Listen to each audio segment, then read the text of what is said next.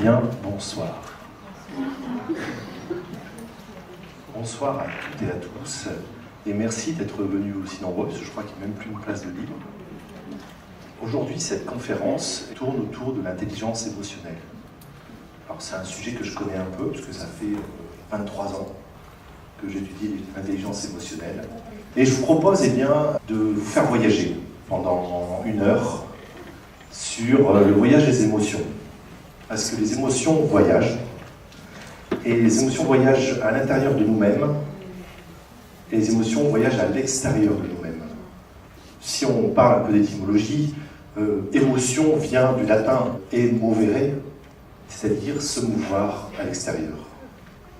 Et donc, qui dit voyage, dit voyage dans le temps.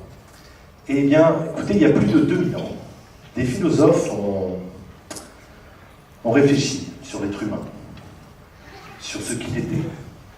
Et ils sont tombés sur un consensus sur le fait que ce qui caractérisait l'être humain était la raison et l'esprit. Et donc que l'être humain devait, durant sa vie, travailler sur la raison et l'esprit. Et à contrario, les émotions étaient néfastes pour l'homme. Ça lui fait faire des mauvaises choses. Il se met en colère, il peut tuer, il n'est pas stable. Eh bien, l'être humain doit contrôler ses émotions. Voilà ce qui était dit. Ça a perduré dans le temps. Ça a mis des siècles à venir, et puis on a notre cher Descartes qui nous en a remis une couche.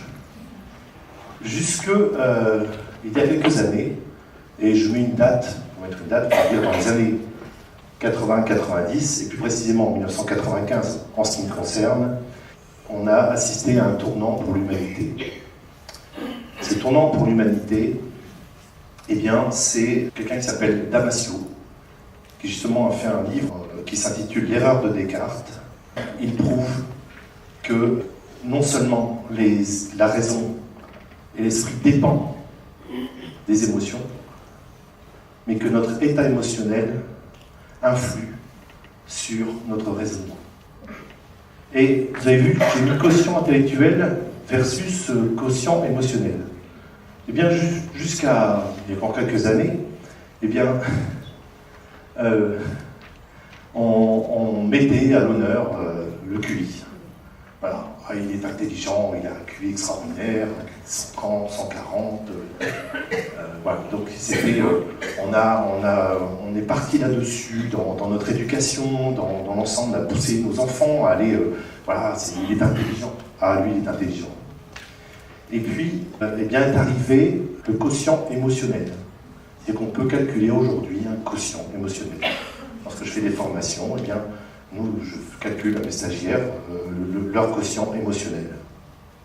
Et on s'aperçoit, il y a plus de 3000 études aujourd'hui sur l'intelligence émotionnelle, donc on commence à avoir un peu de recul, mais on s'aperçoit aujourd'hui qu'une personne qui a un quotient émotionnel élevé réussit mieux dans la vie qu'une autre personne qui a un quotient intellectuel élevé. Une personne qui a un quotient émotionnel élevé est plus heureuse, a des meilleurs rapports avec les autres et réussit mieux sa vie. Et on sait même maintenant que les personnes qui ont un quotient émotionnel élevé vivent plus longtemps. On va détailler tout ça maintenant.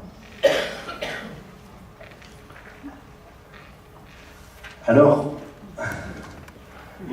j'ai mis un bébé, mais je vous expliquerai pourquoi après.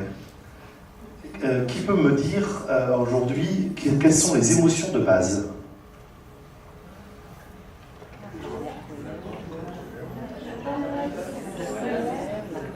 Alors, si je peux me permettre, c'est que vous demandez de parler plus fort, moi je vais vous demander de parler plus fort aussi.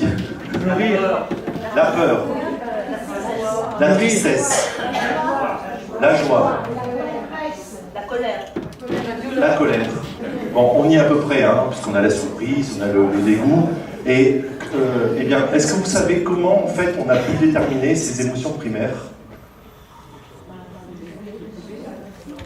C'est un monsieur qui s'appelle Paul Ekman, qui est un psychologue, qui a fait un peu le tour du monde, et qui s'est aperçu que tous les peuples de la Terre avaient les mêmes expressions de visage par rapport aux émotions.